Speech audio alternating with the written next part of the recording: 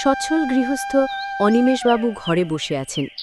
হঠাৎ তিনি তার স্ত্রী সুমিত্রাকে ডেকে বললেন, কই গো গিন্নি, কোথায় গেলে? তোমার কি কি প্রয়োজন আমাকে একটু লিখে দাও তো। আসলে কাজের চাপে আমার খুব একটা মনে থাকে না তো, তাই আর কি।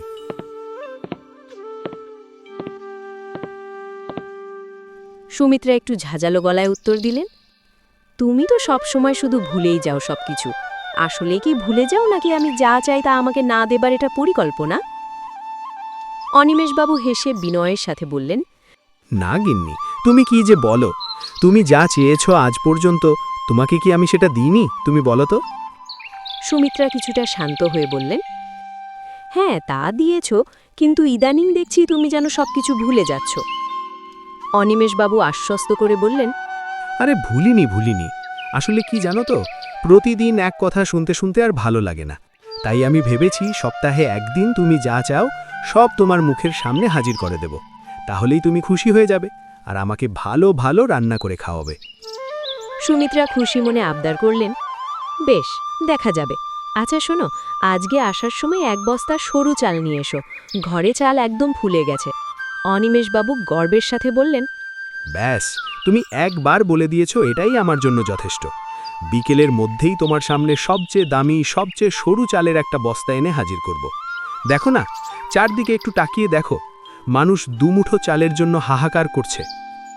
সুমিত্রা সায় দিয়ে বললেন, তুমি ঠিকই বলেছ।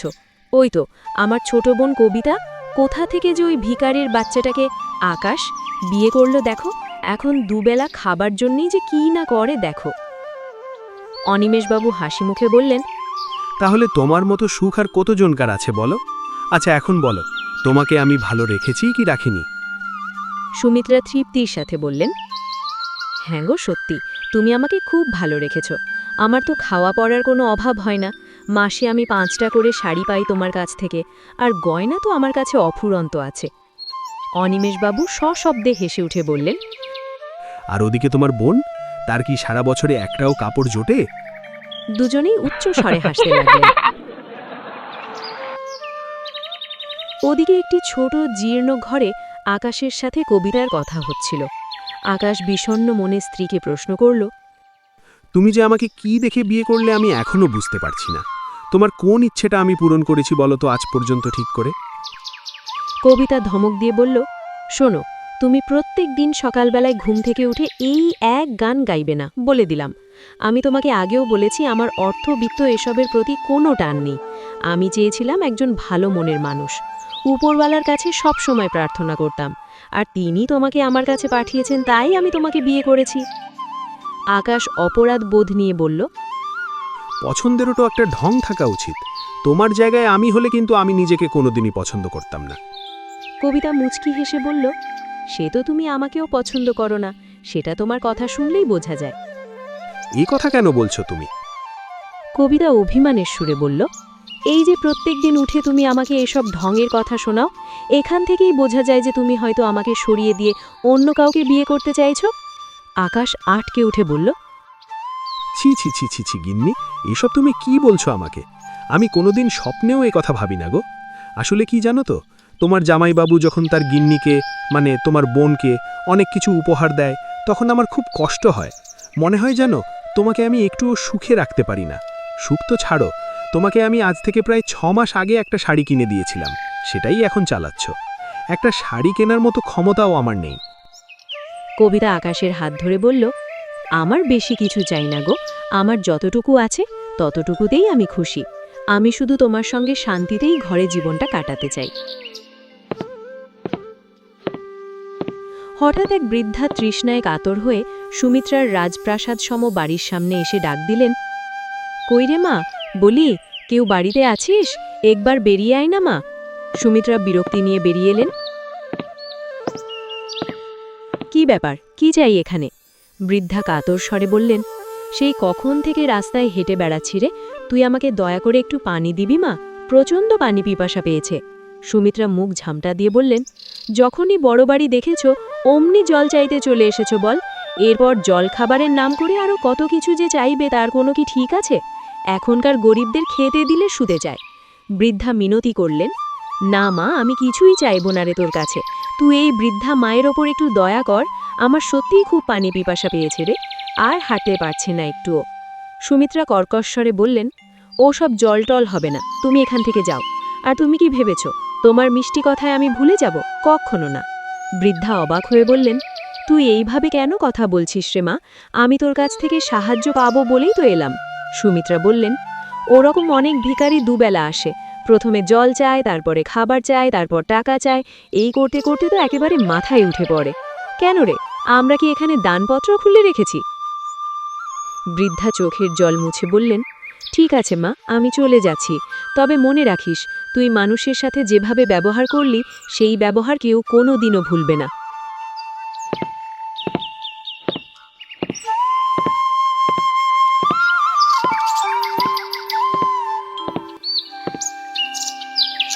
নে নে, খা তোরা। তোরা না খেলে কি করে হবে? তোদের জন্য সেই সকাল থেকে কত কি খাবার রেখে দিয়েছি। তোরা না খেলে যার হবে না। বৃদ্ধা হাঁটতে হাঁটতে ক্লান্ত হয়ে কবিতার বাড়ির দরজায় এলেন। মা রে, আমাকে একটু জল দিবি মা? আমি সেই অনেক দূর থেকে হেঁটে আসছি, কেউ আমাকে জল দিল না রে। আমি এই বাঁশের ব্রিজ টপকে এইখানে এলাম।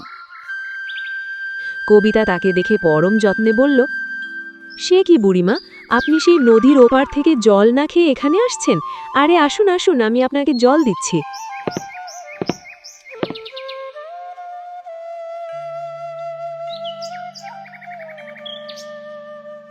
জল খেয়ে বৃদ্ধা দীর্ঘশ্বাস ফেললেন। আহ, অনেক শান্তি পেলাম রে মা, সত্যি এত শান্তি আমি আগে কোনো দিনও পাইনি। কবিতা জিজ্ঞেস করল, কিন্তু আপনার কি পথে কেউ জল দিল না কেন? আমি তো সেটাই বুঝতে পারছি না। জল দিতে তো আর পয়সা লাগে না। বৃদ্ধা আক্ষেপ করে বললেন, সেটা কজন বোঝে রে মা। আমি নদীর ওপারে একটা বড় বাড়িতে গিয়েছিলাম, আর ওখানে জল চাওয়াতে সেখানকার বউটা আমাকে দূর দূর করে তাড়িয়ে দিল। কবিতা মুচকি হেসে বলল, ও বুঝেছি, দিদি আপনার সাথে এমন ব্যবহার করেছে। বৃদ্ধা অবাক হয়ে জিজ্ঞেস করলেন, দিদি মানে ও কি তোর নিজের দিদি? কবিতা মাথা নিচু করে বলল, হ্যাঁ বুড়িমা, ও আমার নিজের দিদি। ওর বড় বাড়িতে বিয়ে হয়েছে। ও অনেক বড় লোক, জানেন? বৃদ্ধা আশীর্বাদ করে বললেন, বড়লোক হতে পারে, কিন্তু ওর মনটা অত্যন্ত নীচ। কারোর পরোয়া করে না। অসহায় মানুষকে যে একটু সাহায্য করা দরকার, সেটা ওরা বোঝেন না। তার থেকে তুই অনেক ভালো রে মা। তুই থাকি সেই কুঁড়ে ঘরে, কিন্তু তোর মনটা অনেক বড়। আমি আশীর্বাদ করি মা, তোরা যেন সারা জীবন সুখে থাকিস। কয়েকদিন পর কবিতা আর সুমিত্রার বাবা বিশ্বনাথ বাবু বড় মেয়ের বাড়িতে এলেন। সুমিত্রা বাবাকে দেখে খুব খুশি হয়ে বলল, আরে বাবা, তুমি এসেছো? আরে আমার যে বিশ্বাসই হচ্ছে না। সত্যিই বাবা, তুমি আমাকে খুব বড় একটা উপহার দিলে। আরে এখন আসো আসো, তোমার এই বড় মেয়ের বড় বাড়িতে। বিশ্বনাথ বাবু সোফায় আরাম করে বসে বললেন, আহা, তোদের বাড়িতে এসে যে কি আরাম তুই কল্পনা করতে পারবি না। আমার বারবার মন চায় তোর বাড়িতে আসার। সুমিত্রা বলল, আমি তো তোমাকে কতবার বলেছি একা একা না থেকে তুমি আমাদের বাড়িতে সারা জীবনের জন্য চলে আসো। দেখো, এত বড় বাড়িতে আমরা মাত্র দুজন থাকি, তোমরা আমাদের এখানে চলে আসো না বাবা। বিশ্বনাথ বাবু বললেন, আমারও কি মনটা চায় না বল, কিন্তু মা সেটা হয় না। মেয়ের বাড়িতে এসে থাকলে লোকে কি বলবে বল দেখি। আচ্ছা, তো তোরা কেমন আছিস বল মা? সুমিত্রা গর্বের সাথে বলল, আমরা খুব ভালো আছি বাবা। আচ্ছা বাবা, তুমি আমাকে দেখে শুনে একটা ঘরে বিয়ে দিয়েছ বটে? বাবা জিজ্ঞেস করলেন। আচ্ছা মা, জামাই তোকে অনেক সুখে রাখে তাই না? সুমিত্রা উত্তর দিল, হ্যাঁ বাবা, ও আমাকে অনেক সুখে রাখে। এমন কিচ্ছু নেই যা ও আমাকে দেয় না। সমস্ত কিছু আমি না চাইতেই এনে দেয়। বিশ্বনাথ বাবু বললেন, এটাই তো চাই, তোদেরকে সুখী দেখলেই আমরা সুখী। তা বাবা এবার বলো, হঠাৎ করে আমাদের কথা মনে পড়ল কেমন করে? ও হ্যাঁ, আসল কথাটা বলতেই তো ভুলেই গেছিলাম। আসলে আমি একটা দাওয়াত রেখেছি, তো এই দাওয়াতে তোদের সকলের আশা চাই। সুমিত্রা নাকশিটকে জিজ্ঞেস করল, সকলের বলতে কি বউও যাবে নাকি? ওদের বাড়িতে এখনো যাইনি।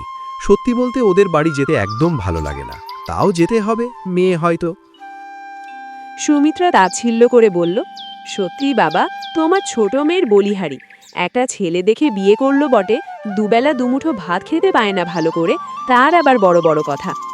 বাবা সায় দিয়ে বললেন, কাকে আর কি বোঝাবি মা? যাক, এসব কথা বাদ দে। আমার না খুব খিদে পেয়ে গেছে, এখন দুটো খেতে দিবি? খেয়ে দিয়ে আবার ওই গরিবখানায় যেতে হবে তো। এরপর বিশ্বনাথ বাবু ছোট মেয়ে কবিতার কুঁড়ে ঘরে গেলেন। সেখানে গিয়ে বললেন, ভেতরে যাব তোদের? ভেতর আছে কোথায়? ঘর বাহির সবই তো সমান। আকাশ বিনয়ের সাথে বলল, হ্যাঁ বাবা, আসলে ছোট ঘর তো তাই। বাবা ঘরের কোণগুলো দেখে বললেন, কি করে যে এই ঘরে থাকিস সেটা তুই জানিস। বাপরে বাপ, আমার এসেই যেন গা গোলাচ্ছে। কবিতা হাসি মুখে বলল, তবে আমার খুব ভালো লাগে জানো বাবা, আমি খুব শান্তিতে আছি এখানে।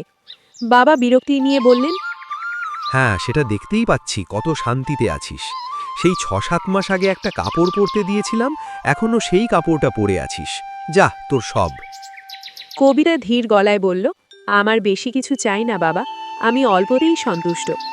বাবা বিদায় নেওয়ার আগে বললেন, যাক, ভালো থাকলেই ভালো, আমার আর কি। আমি ভালো কথা বলতে এলাম। আচ্ছা শোন, আগামী পরশু আমার ঘরে একটা দাওয়াত রেখেছি, তা তোর দিদি আর জামাইবাবুকে নিমন্ত্রণ করে এসছি। তোদেরকেও বলে গেলাম, চলে যাবি? হ্যাঁ, দুটো ভালো মন্দ খেয়ে আসবি। কবিতা রাজি হয়ে বলল, ঠিক আছে বাবা, আমি ওই দিন ওনাকে নিয়ে চলে যাব।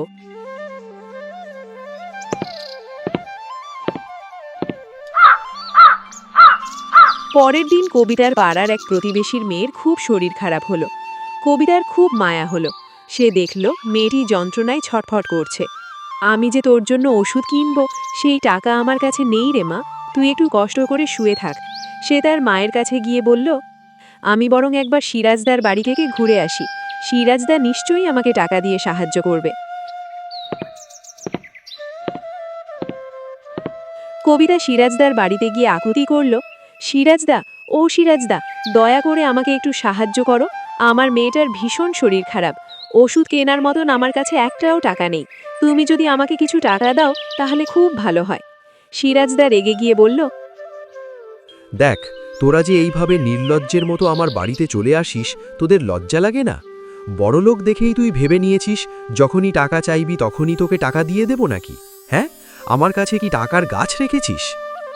কবিতা কাঁদতে কাঁদতে বলল, দাদা, খুব বিপদে পড়ে তোমার কাছে আশা নিয়ে এসেছি, দয়া করে ফিরিয়ে দিও না, নাহলে আমার মেয়েটার শরীর খুব খারাপ হয়ে যাবে, মেয়েটা যে বাঁচবে না।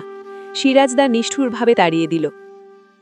পারলাম না, তুই অন্য কোনো ব্যবস্থা কর, দেখ অন্য কোথাও পাস নাকি। কবিতা পাগলের মতো ছুটতে লাগলো সাহায্যের জন্য। পথে দেখা হলো প্রতিবেশী এক বান্ধবীর সাথে। সে সব শুনে বলল, কেন দেব না? আমার থেকে এখন এই টাকাগুলো তোমার বেশি প্রয়োজন, তাই তোমাকে আমি এই টাকাগুলো দিচ্ছি। কবিতা তাকে ধন্যবাদ দিয়ে ওষুধের ব্যবস্থা করল।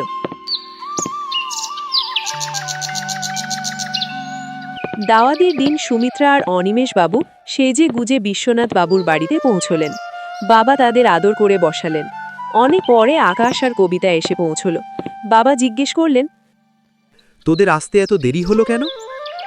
কবিতা বলল, আসলে বাবা, আমাদের পাড়ার ওই মেয়েটার খুব শরীর খারাপ ছিল, তাকে একটু দেখতে গিয়েছিলাম।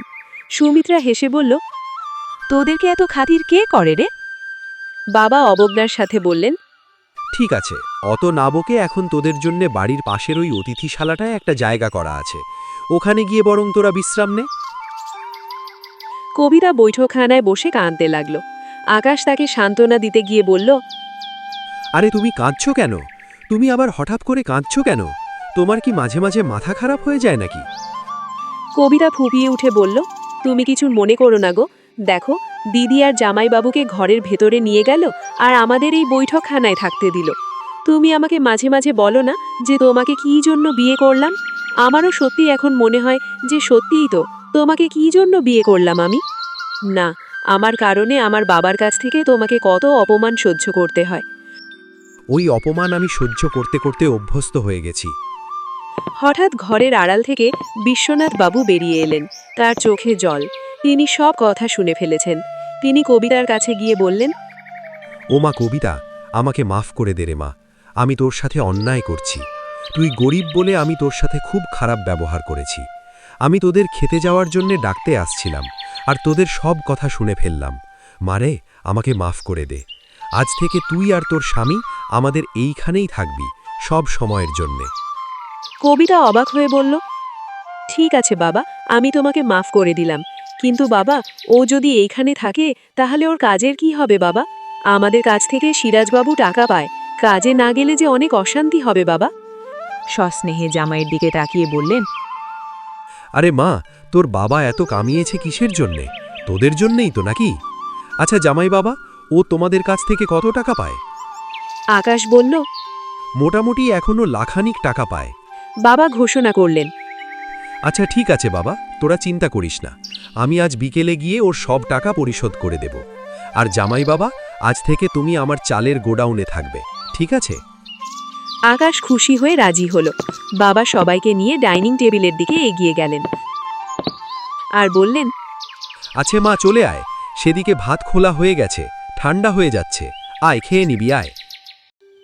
অহংকারী সুমিত্রা চুপ করে দাঁড়িয়ে রইল, আর কবিতা আর আকাশের চোখের জল আনন্দে ভরে উঠল। এই রকম আরও ভিডিও দেখার জন্য এই চ্যানেলটিকে অবশ্যই সাবস্ক্রাইব করো, আর ভিডিওটিতে লাইক করে কমেন্টে জানাও তোমরা কোথা থেকে ভিডিওটি দেখছো। দেখা হবে পরবর্তী ভিডিওতে।